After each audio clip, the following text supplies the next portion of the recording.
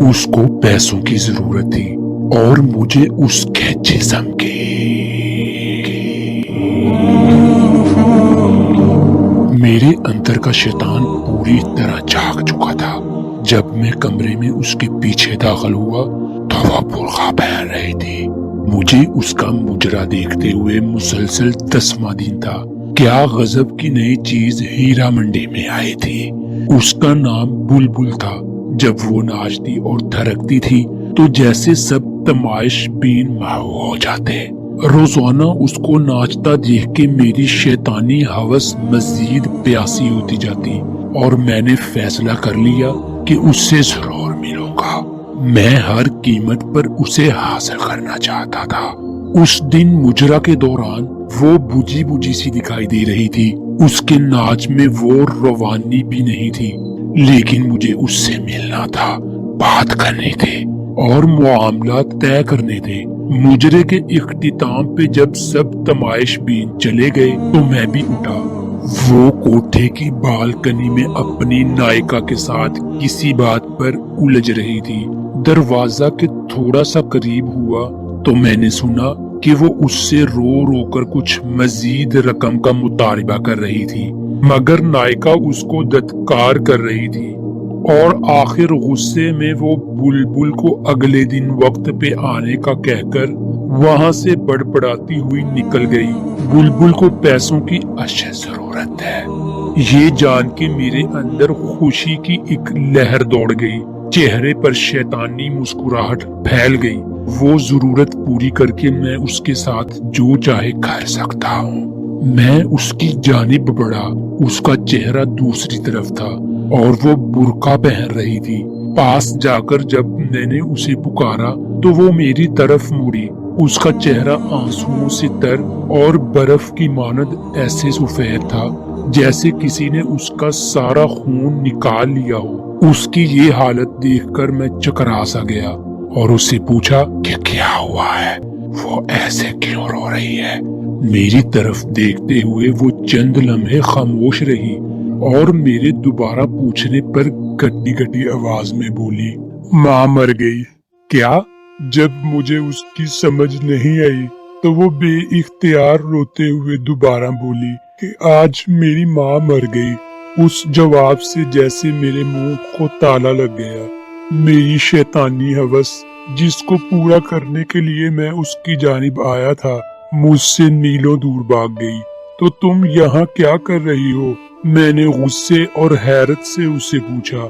کفن دفن کے پیسے نہیں ہیں میرے پاس، اس لیے میں مجرا کرنے آئی تھی، مگر نائکا آج پیسے ہی نہیں دے رہی۔ کہتی ہے بہت مندی ہے، تماش بین کوٹھے پر نہیں آتے، جو آتے ہیں وہ پہلے کی طرح کچھ لوٹاتے نہیں۔ وہ کہہ رہی ہے کہ عیدی والوں سے اپنی ماں کے کفن دفن کا انتظام کروا لو۔ اتنا کہہ کے وہ برقع پہن کر کوٹھے سے باہر نکل آئی۔ میں بھی اس کے پیچھے چل پڑا۔ میں تمہارے ماں کے کفن و دفن کا بندوبست کرتا ہوں۔ وہ چند لمحے مجھے مشکوک نظروں سے دیکھتی رہی اور پھر خاموشی سے میرے ساتھ بیٹھ گئی۔ گاڑی ٹیکسالی سے باہر نکالتے ہوئے میں نے بلبل سے اس کے گھر کا پتہ پوچھا۔ وہ علاقہ میرے لیے نیا نہیں تھا، کئی بار میں وہاں سے گزرا ہوا تھا۔ میں نے گاڑی اس طرف موڑ دی۔ سارا راستہ وہ خاموشی سے روتی رہی۔ میرے پاس اس کو تسلی دینے کے لیے الفاظ بھی نہیں تھے۔ کچھ دیر میں ہم بلبل کے گھر پہنچ گئے۔ یہ چھوٹا سا ایک کمرے کا گھر تھا۔ صحن کے بیچ میں چارپائی پر اس کی ماں کی لاش ایک گدلے کمبل میں لپٹی پڑی تھی۔ صحن میں بلب کی پیلی روشنی وہاں بسنے والوں اور گھر کی حالت چیخ چیخ کر عیاں کر رہی تھی۔ چارپائی کے پاس دو بوڑھی عورتیں بیٹھی تھی۔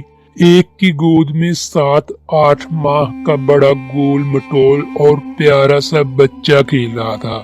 آدھی رات ہونے کو آئی تھی۔ جیسے ہی بلبل گھر میں داخل ہوئی وہ بوڑھی عورتیں بچہ اسے سونپتے اور دیر پر آنے کی وجہ سے ناراضگی کا اظہار کرتے ہوئے وہاں سے رخصت ہو گئی۔ بلبل بچے کو لے کر کمرے کی طرف گئی۔ بچہ بہت بے قرار تھا اور پھر وہ اس کی چھاتی سے لپٹ گیا جیسے صبح سے بھوکا ہو۔ کیا یہ بلبل کا بچہ ہے؟ یہ ایک نیا انکشاف تھا کہ بلبل شادی شدہ بھی ہے۔ چند لمحوں بعد وہ کمرے سے باہر آئی، مجھے یوں ہی کھڑا دیکھ کر پھر کمرے میں گئی اور ایک پرانی کرسی اٹھا لائی۔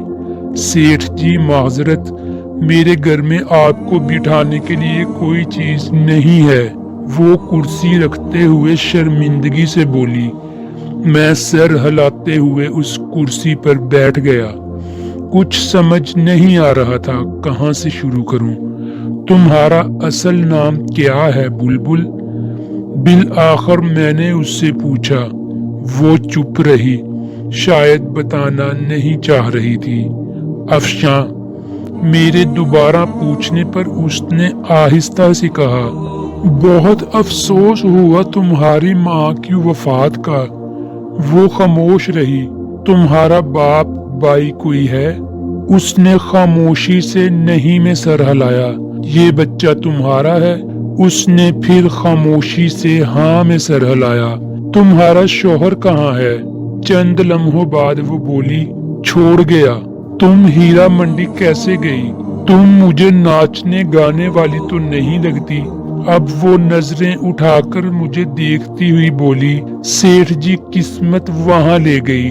گھر میں کوئی مرد نہیں تھا، ایک بیمار ماں اور بچے کی ذمہ داری تھی۔ کہیں اور کام نہیں ملا تو ناچتے ہوئے بھی مجبوراً یہ راستہ اختیار کرنا پڑا۔ کچھ عرصے تک نائکا نے ناچ گانا سکھایا اور پھر دندے پر بٹھا دیا۔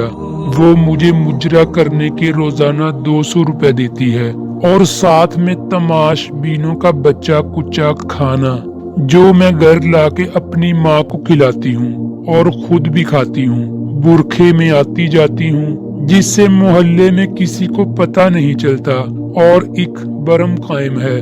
سیٹھ جی، ایسی کتنی ہی بے سہارا گمنام لڑکیاں معاشی حالات کے ہاتھوں مجبور ہو کر ان کوٹھوں پر ناچنے پر مجبور ہیں۔ آپ لوگوں کو کیا پتا وہ کتنی مجبور ہو کر یہ قدم اٹھاتی ہیں۔ کوئی لڑکی اپنی خوشی سے یوں سب کے سامنے اپنا جسم، اپنی عزت نیلام نہیں کرتی۔ جو لڑکیاں ایک بار اس دلدل میں گر پڑتی ہیں پھر وہ دنستی ہی چلی جاتی ہیں اور پھر اس میں ہمیشہ کے لیے ڈوب جاتی ہیں۔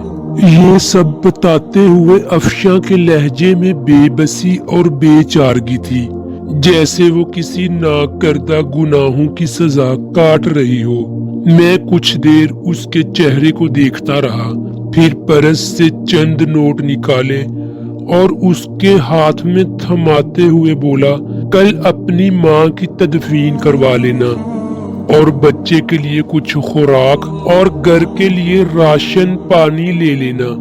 وہ اتنے سارے نوٹ ایک ساتھ دیکھ کر حیران ہو گئی۔ کیا ہوا؟ میں نے اس کو یوں چپ دیکھتے ہوئے پوچھا۔ سیٹھ جی، مجھے ان روپوں کے بدلے کیا کرنا ہوگا؟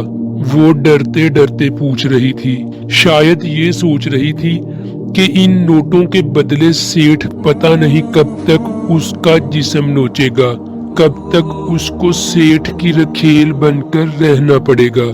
اس کی بات سن کر مجھے اپنے آپ سے اتنی نفرت ہوئی کہ میں خواہش کرنے لگا کہ زمین پھٹ جائے اور میں اس میں سما جاؤں۔ مجھے احساس ہوا کہ میں ذلت اور اپنے کردار کی پستی کی آخری حد کو چھو رہا تھا۔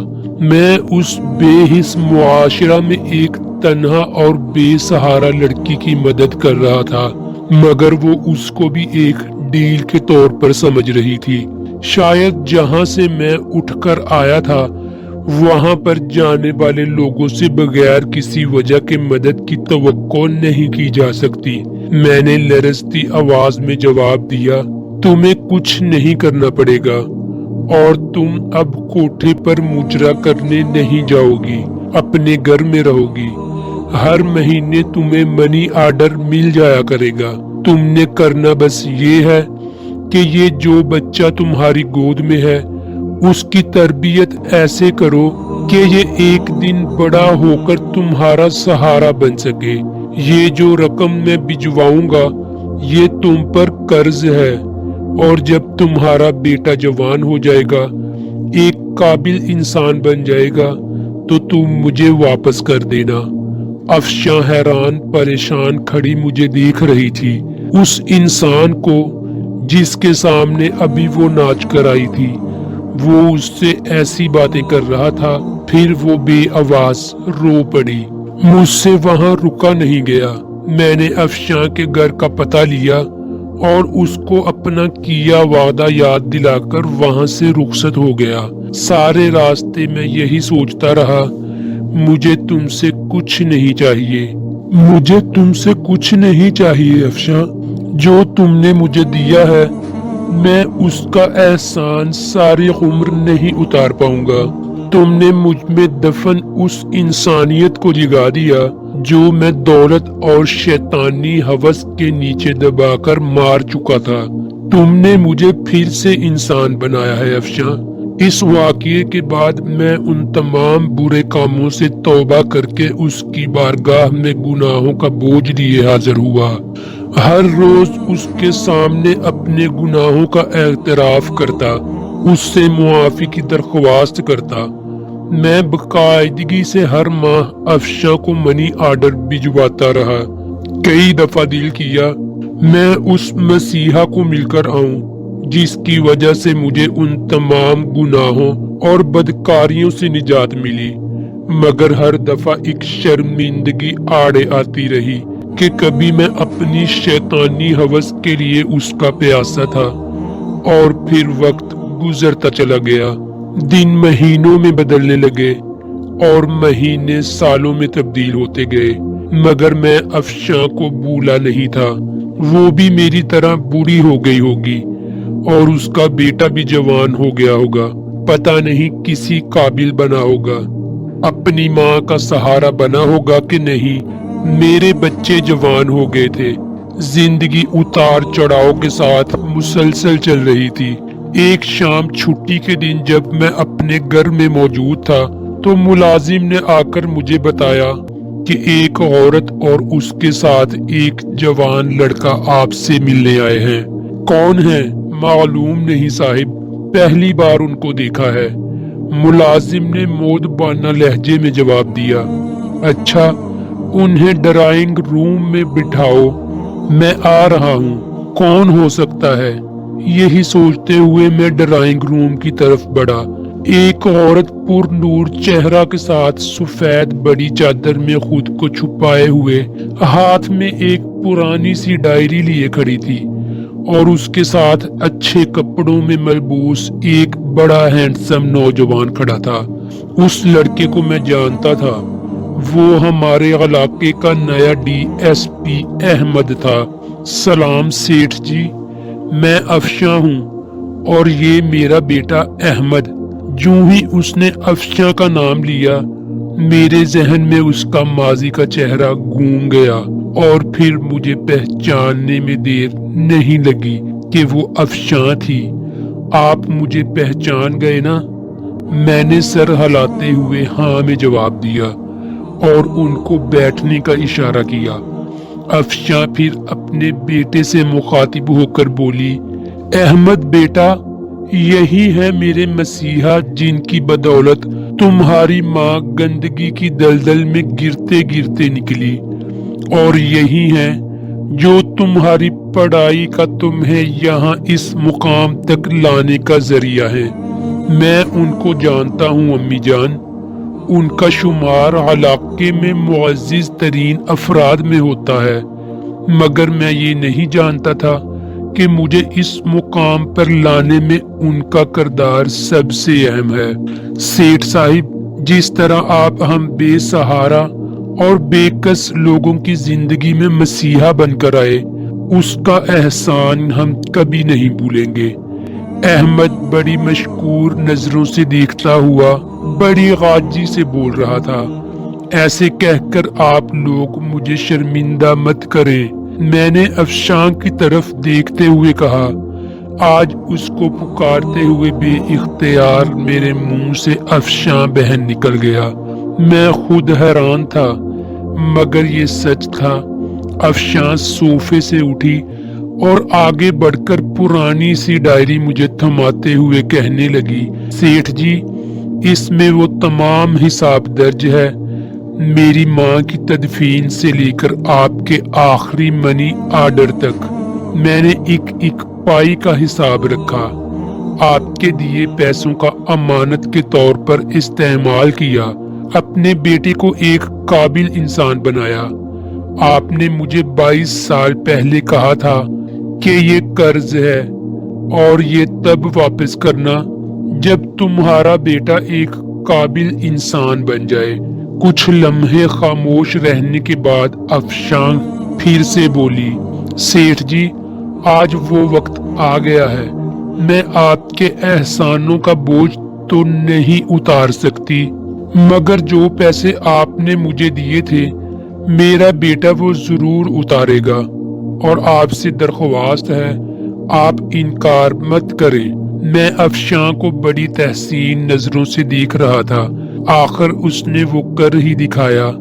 یقیناً قول و قرار کو نبھانا، وعدہ پر قائم رہنا ایک اچھے کردار کے حامل انسان کی بڑی نشانی ہے۔ یہ سب سن کر میرے دل میں اس کی عزت اور احترام اور بڑھ گیا۔ میں نے تم کو بہن کہا ہے افشاں بہن، اور میں کیسے تم سے یہ پیسے واپس لے سکتا ہوں؟ مجھے یوں شرمندہ مت کرو۔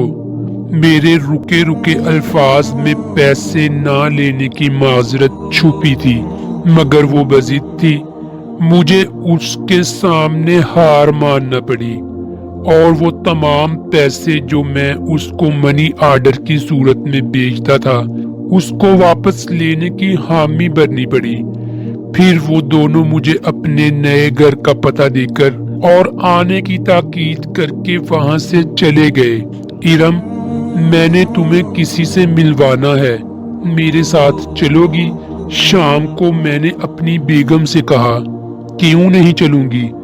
مگر کون ہے اور کس سلسلے میں ملنا ہے؟ بیگم نے سوالوں کی بوجھاڑ کر دی۔ میں نے روبی بیٹی کے لیے ایک لڑکا پسند کیا ہے، تم مل لو، اگر تم کو پسند آ جائے تو پھر اس کے بعد روبی سے بات کر لینا۔ میں نے مختصر لفظوں میں اسے وجہ بتائی۔ اگلے دن میں اور میری بیگم ارم ناز افشاں کے گھر میں تھے۔ ارم کو بھی احمد بہت پسند آیا۔ ہم نے پھر افشاں سے احمد اور روبی کے رشتے کی بات کی۔ افشاں کو بھلا اس سے کیا اعتراض ہو سکتا تھا؟ وہ پھولے سے نہیں سما رہی تھی، اور یوں میری بیٹی کا رشتہ افشاں کے بیٹے احمد سے طے ہو گیا۔ وہ تعلق جو ایک طوائف اور تماش بین جیسے گندے رشتے سے شروع ہوا تھا، اس کا اختتام ایک نہایت ہی مہذب رشتے کی شکل میں ہوا۔ یہ سچ ہے کہ ہر انسان کو قدرت سدھرنے کا موقع ضرور دیتی ہے۔ کبھی گندگی کے ڈھیر سے اس کو ایسا سبق سکھا دیتی ہے، کبھی دو بٹکے لوگوں کو ملا کر سیدھے راہ پر لے آتی ہے، اور انسان ساری زندگی اسی کے مطابق گزارنے کو فخر محسوس کرتا ہے۔ کبھی وہ طوائف اور میں تماش بین تھا، مگر آج وہ میری منہ بولی بہن اور اس کا بیٹا میری بیٹی کا شوہر ہے۔